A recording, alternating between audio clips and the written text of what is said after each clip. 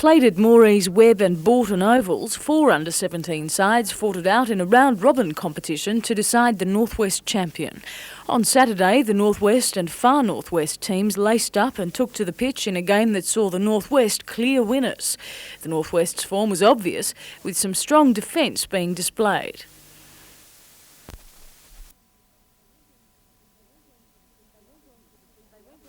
They went on to defeat the other two teams, including the Hunter Valley and Northern Slopes. Following the carnival, a representative team to play in Dubbo next month was chosen. The players include Noden, Walls, Burgens, Crittenden, Ellis, Feenan, Drosser, Koth, Fifth, Wakelina and Robinson.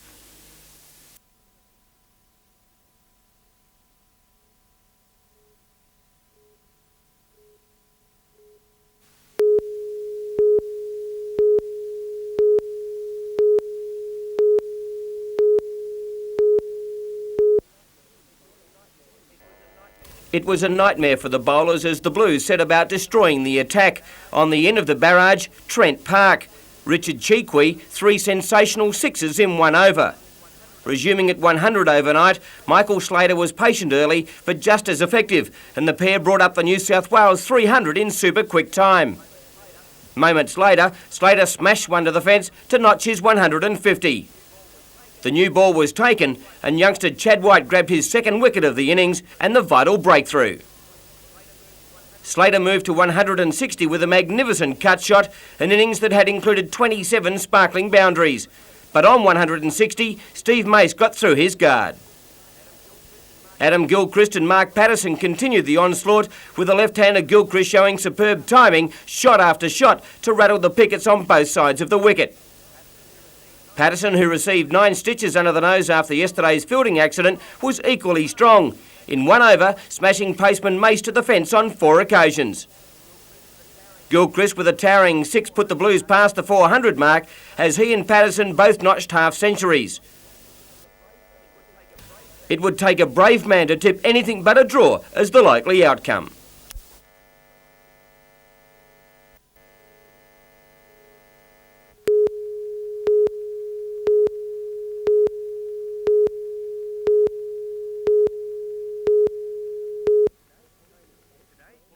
Today's train of events could point to the station plan being on a one-way trip to nowhere. A small band of students gathered to lay a foundation stone where they say a station should be built, with the understanding that State Rail was coming to their party. The 2 p.m. from Maitland was to make a ceremonial stop. The group waiting to meet other students arriving by train was left bewildered, outnumbered by railway and regular police. Yeah, what it looks like happened, the SRA has decided to pull the plug on it, basically because they've never wanted it here, and it's just another argument they're going to use to say that the students are a rowdy lot, but we're quite serious about this. This station must be built, it must be built now. There were railway detectives and state police who basically said to us, if you take 1 foot off the train, we'll arrest you for trespassing. City Rail insists that the train didn't stop for safety reasons. After battling for a cash commitment toward the station from the uni administration and trying to get state parliamentarians on side, the students will now take their $3.5 million request to the federal government.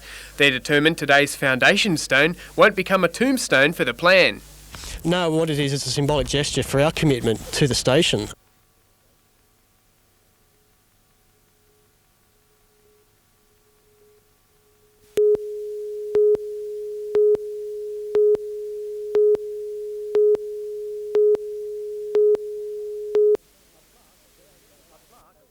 A plaque bearing their names has been unveiled within a special rose garden on the UNE campus at Armidale. The push to have the memorial established began 4 years ago, spearheaded by Gerard Sellers, a member of the Committee of Early Students. Quite a number of students went off during the war, and 4 of them didn't come back, and we wanted to put on the public record on their home campus the names of the men who lost their lives.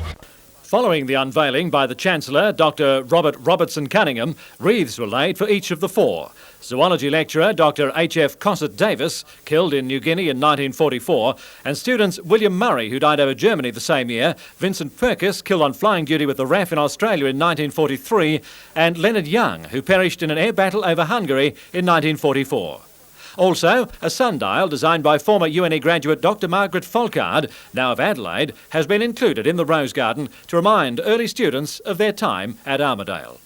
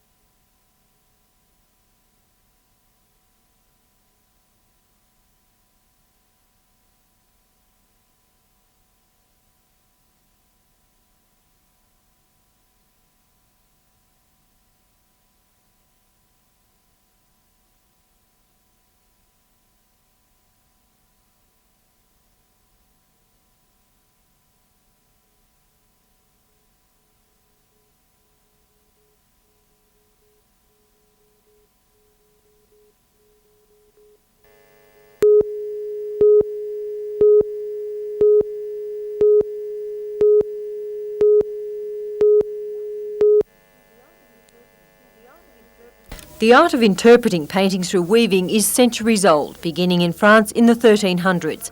Today, there are only 4 groups worldwide practising this art.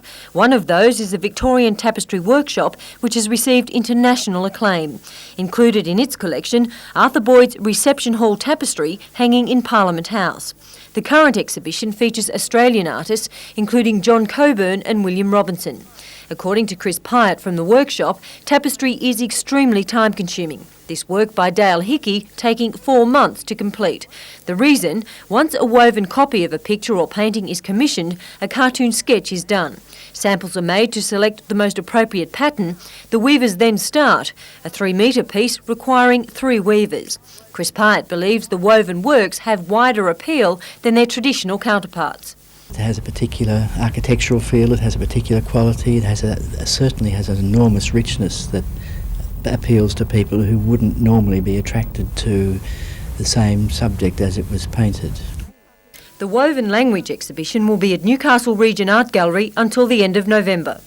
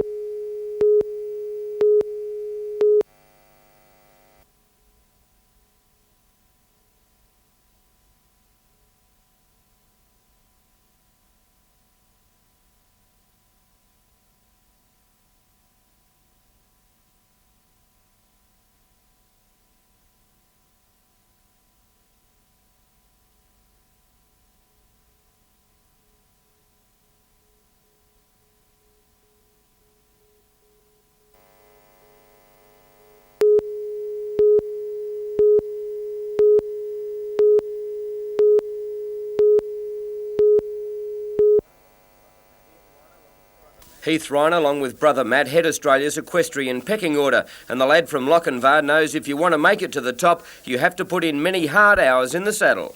I know you were trying to stop yourself from having an eye at it and then going at it a little bit, but the idea was good, yeah? Good. 6 6 pupils were the envy of all novice equestrian riders, gaining first-hand training in dressage, show jumping and his favourite event, the cross-country. It's the first time the Boambi Centre has been used and everyone was impressed with the layout. The results of many hours of endeavour was on show in Port Macquarie this weekend as 10 teams displayed their human-powered vehicles, built for a competition to find the best design, construction and endurance of a pedal-powered machine. Besides the fun and education, great for fitness.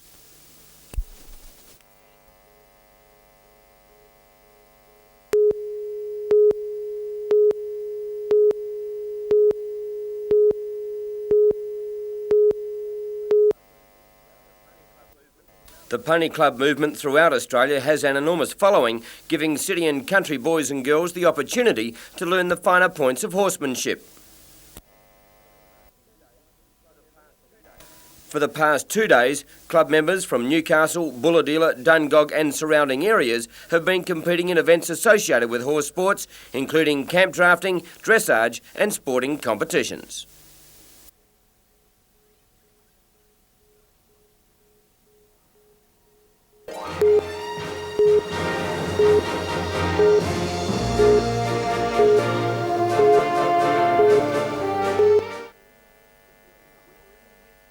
We were in the midst of doing our Melbourne Cup party rounds yesterday when we met Bruce Bolton, the Brewmaster. Impressive title, no? Fitting, though, for the man who has just given ginger beer as much kick as your regular hops and malt. Oh, mate, smells all right. Yes. Yeah, happy with the result? Very happy with the result. Mind you, it's taken 2.5 years of chemistry experiments to come up with this concoction, the fundamental problem being that the yeast and the ginger don't get on. So we've had a little few minor alterations to the brewing technique to allow that yeast to forget the gingers in there and get an alcohol result. Bruce has a few thousand litres of the brew on tap. It's 4% alcohol, guaranteed to make you feel a bit ginger the morning after. Anthony Griffiths, NBN News.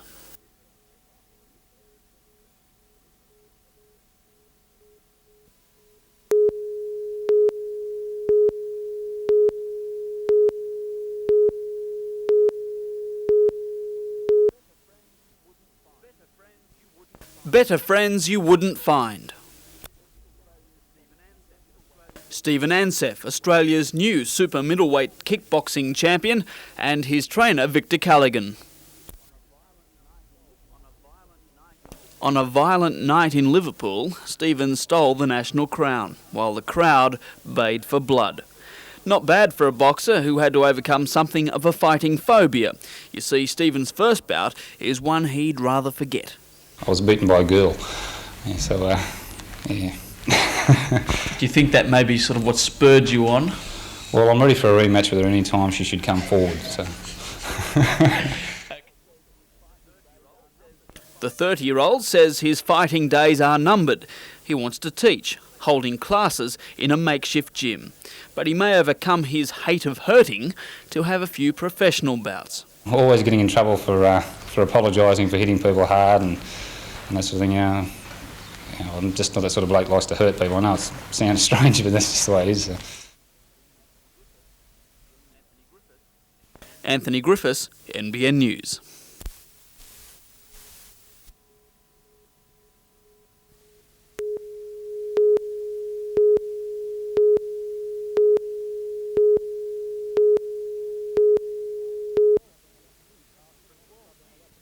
For 12 years, Newcastle and the southern Japanese port town of Ube have had sister city ties. And according to John McNaughton, the relationship has never been stronger. Ube has taken millions of tonnes of Hunter coal, hundreds of exchange students, and more than a drop of our vineyard's best. It was very pleasant to see Hunter Valley wines on the shops' shelves in Japan. Yet after 2 weeks of looking up established contacts and making new friends in Japan, Alderman McNaughton says there's still a lot of room for the relationship to grow, particularly in education and technology exchange. The technical park that they've got over there, which is very well worth an exchange program in itself, I'm sure they could learn from us and I'm certain we could learn from them. The Lord Mayor isn't letting links with Asia rest with Japan.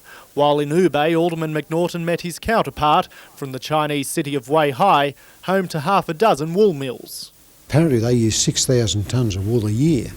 And I asked him why I didn't buy it from Newcastle, and he just shrugged and said, well, no reason why we don't buy it from Newcastle. You produce the product, we'll buy it. Alderman McNaughton and General Manager Bill Grant plan to return to Australia via Laos to inspect a sponsorship scheme. But the detour fell through because of visa problems. Scott Bevan, NBN News.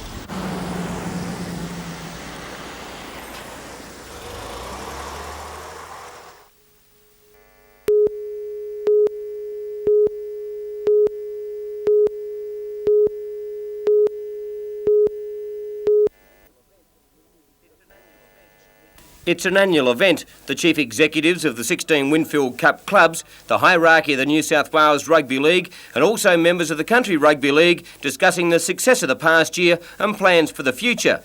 And General Manager of the New South Wales Rugby League, John Quayle, was more than surprised at the reaction his food for thought statement of a best of three grand final series generated. Well, from the delegates, naturally it's been one of surprise, but one of the more they think through, that it has a possibility. But again, it's something that has to be looked at in the future. I think if you can offer the fan a greater opportunity to see more major games, certainly there's a greater income in that, but the people that then share in the income are the clubs and the players. With many clubs battling to break even and the spiralling player payments, some are finding it difficult to stay within the salary cap set by the league.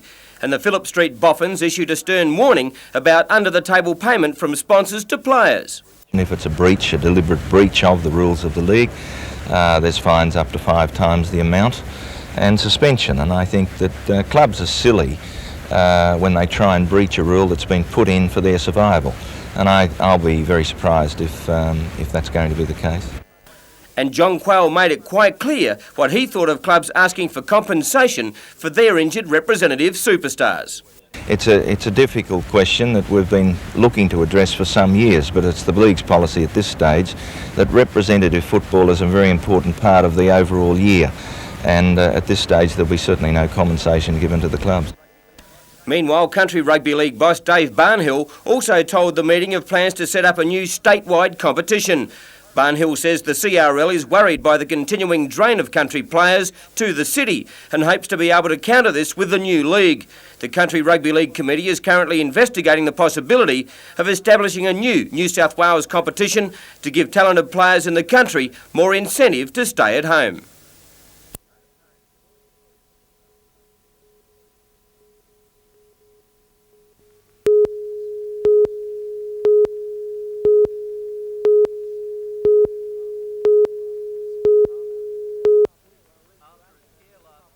After a scare last week, Marie Bracken and her pup Elle are inseparable. While walking along Stockton Beach, Marie's dog was stolen by a group in a four-wheel drive. The guy whistled and she immediately went back to him. As soon as they got back to the car, they grabbed her and took off, just drove off with her, and I was sort of devastated, just, wow, my dog, I couldn't believe it. Marie placed a notice in local papers offering a reward, and with help of the police, the Doberman was returned a few days later. It's believed the men could have taken the dog to breed, as town Dobermans are unusual. Pups can fetch up to $1,000 each. However, you would need official papers. But there is a fear Elle could have been stolen for far more sinister reasons. Dobermans have been targeted for illegal dogfights. The police have said, and also a lot of Doberman people have rang me saying that their dogs have been stolen, and they believe their dogs have been stolen for this backyard dog fighting, which is apparently very popular. Elle has come out of the ordeal with just some markings around the neck. Marie isn't taking any more chances. She's keeping a 24-hour guard, making sure the Doberman doesn't stray into the wrong hands. Peter Ryan, NBN News.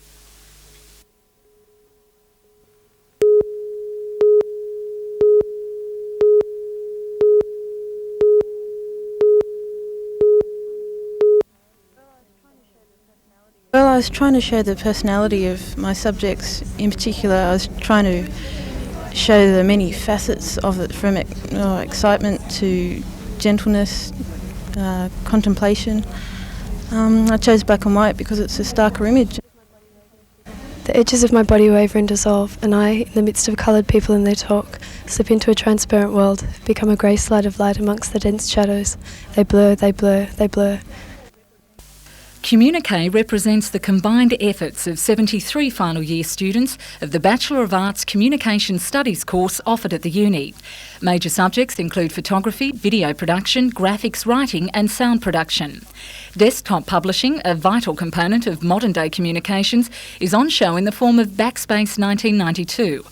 The display is open to the public until Wednesday, and according to exhibition coordinator Meg Jones, it provides a great opportunity to show some young talent to professionals in the communications industry.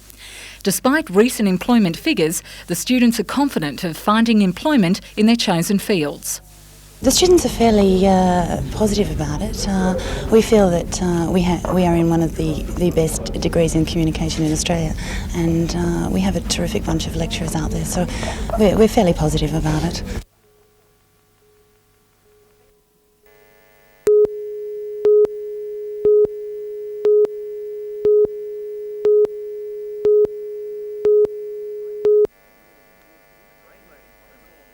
The grain loading terminal on the port of Newcastle is waiting for its next ship to come in.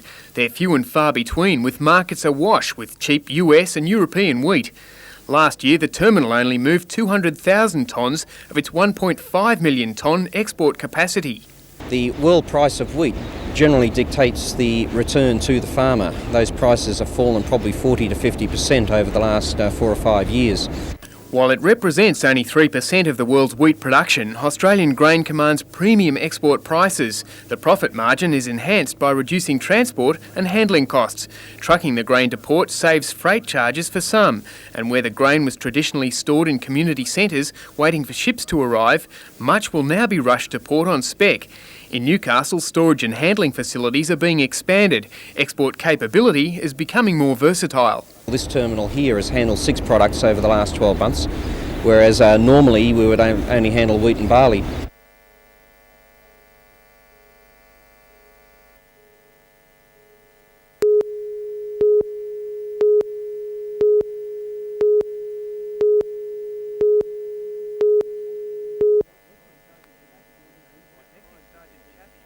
Detective Sergeant Chaffee was named by crime figure turned informer Nettie Smith as having supplied information to an armed robbery gang believed responsible for the 1986 Awabba Colliery payroll hold-up.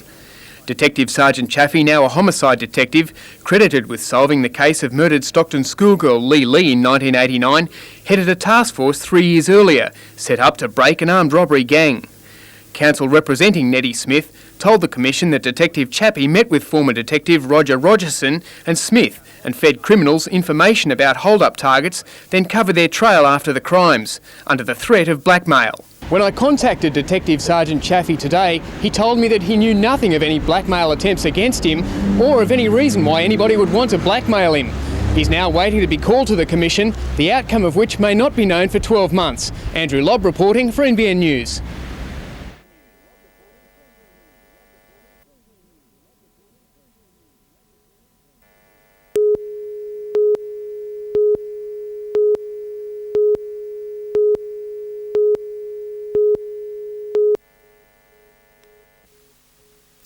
Since its first day of operation in 1983, Tomago Aluminium has made a substantial impact in the Hunter and overseas. Judged on technical performance and environmental controls, Tomago is regarded as one of the world's leading aluminium smelters, strengthening the transfer of technology and skills from France to Australia. The smelter is the second largest offshore supplier to Japan of quality rolling slab. And on a more local front, the company's export of products has helped to revitalise the cargo port of Newcastle. Today marked a special occasion for the Newcastle Business Club, a reunion for some of the more senior members, including local broadcasting pioneer and former federal politician Sir Alan Fairhall. But the moment was Tomago Aluminium's, as Human Resources Manager Graham Taylor proudly accepted the award presented for outstanding contribution to the Hunter. Completion of the $700 million third potline expansion program is ahead of schedule. It's expected to increase the plant's capacity to 380,000 tonnes by next May, resulting in an export revenue of $8 million a year, creating more than 3,500 jobs.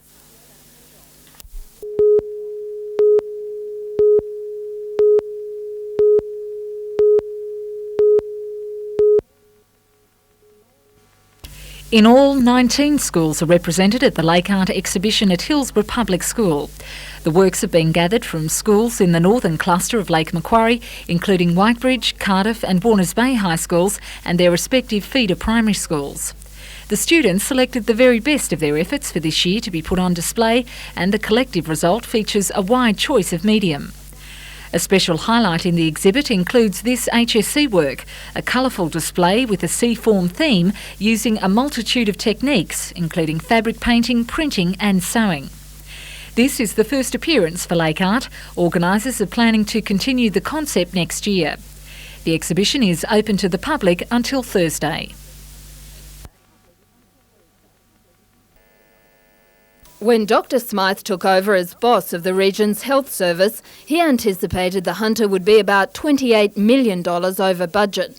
Today, the exact amount was released, and the figure was considerably less. The Hunter was $9.3 million over budget, but that will reduce to $6.3 million through a rebate from workers' compensation premiums. The reason why that projected deficit has been reduced to such a low figure is because of the restructuring that I've undertaken in the area health service. Financial savings were made during the 1991-92 financial year through the closure of Wallsend Hospital and the completion of the John Hunter Hospital. Money was also saved through the restructuring of administrative services and a voluntary redundancy program. About 780 staff were made redundant, saving the area about $13 million. Despite the closure of Wallsend Hospital, the region treated a record number of patients, an increase of almost 5% on the previous year. However, pressure continued on the area's acute beds, with high occupancy rates in Newcastle and Maitland. The former head of the Hunters Health Service, Dr Owen James, believes the savings have been achieved through great personal cost to people who run the health service and to the community. This is not the service that was planned for 10 years and approved by all ministers from Laurie Brereton on. This is a service which has been reduced in order to meet a reduced budget imposed by this current minister. Dr James maintains the region is grossly underfunded. Jane Anderson, NBN News.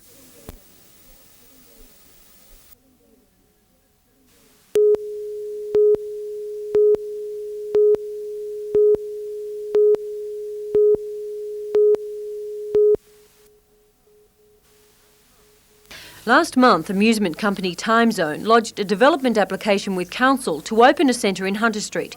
The Perth-based company has 56 centres Australia-wide. By 1997, it plans to triple that, Newcastle one of the additions. A council meeting last night heard objections from Hunter Street retailers, including Best & Less. Although Best & Less management declined to comment today, their concern raised in Council centred on the possible adverse impact of Timezone customers spilling onto the street. If a facility like this is not managed in the way that it is being put to us, it will be managed, then the impacts could be very negative on the shopping street. Time Zone Management is at pains to reassure that won't happen. Describing its outlets as family leisure centres, management maintains it has excellent references from other city councils and police commending its operations. It also says it'll provide jobs for local residents and will help attract people back into the inner city. If a particular use coming in closes down other uses and we lose employment from those other uses, then that's a consideration the council must have. Mr Fielding says aldermen will consult with other councils where Time Zone operate and may take up an offer from the company to inspect a Sydney outlet. Time Zone's application goes before council next month.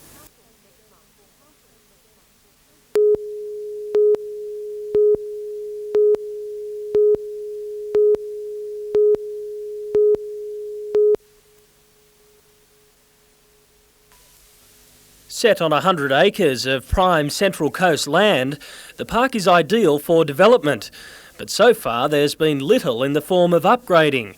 Now, with 6 new owners at the helm, that's about to change.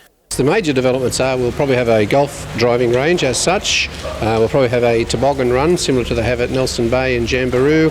We're putting in the dam golf, and eventually down the track we may even put the ice skating rinks and things like that.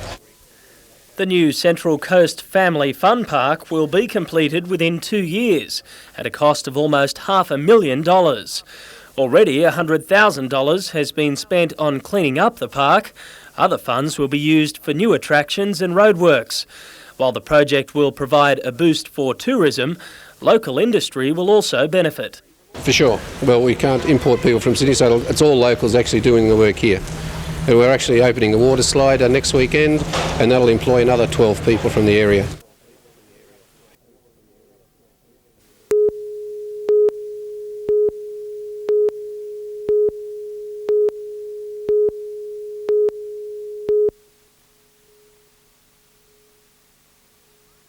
It was part of a national campaign by the Wilderness Society. Led by a menagerie of Australian fauna, the group handed Mr Morris a letter to be passed on to the Prime Minister. The letter details the Society's objection to the woodchip industry, which they say is decimating the last remaining native forests in Australia.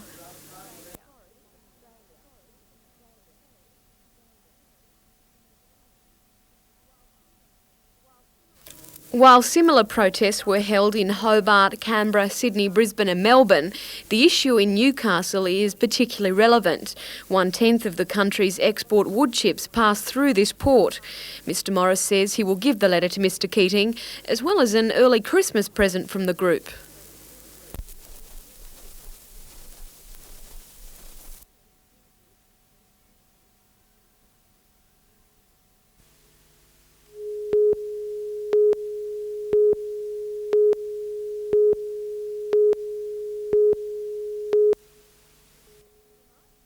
Demand for Dawn Hodgett's homemade puddings has grown so much that today her business moved from her kitchen to bigger premises on an industrial estate at Cardiff.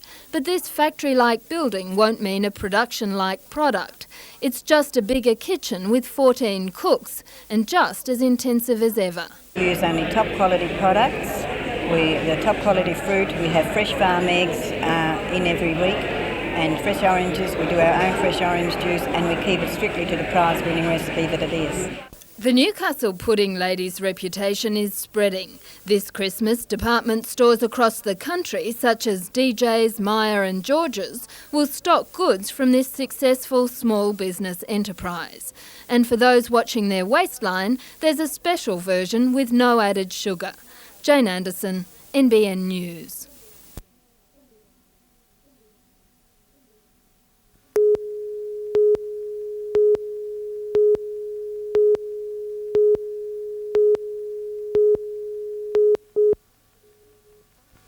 Despite the recession, Silver's Grand Magic Circus has opened in Newcastle to packed audiences. A new ringmaster and 2 new magic acts from Los Angeles have ensured that the excitement under the big top is more spectacular than ever before. Taking centre ring is another new act, an unusual combination of beasts trained by an expert.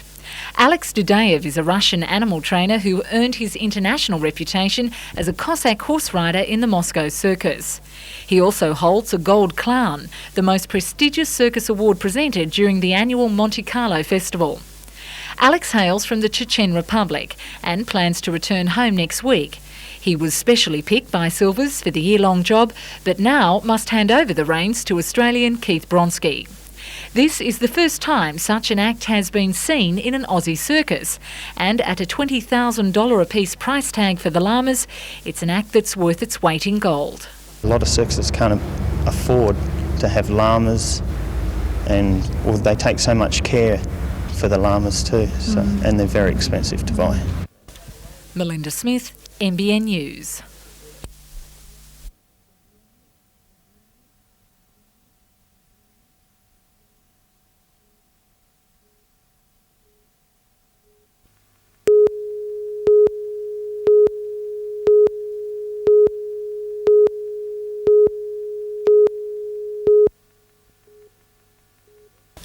It was just another ordinary day for Olive McCready until...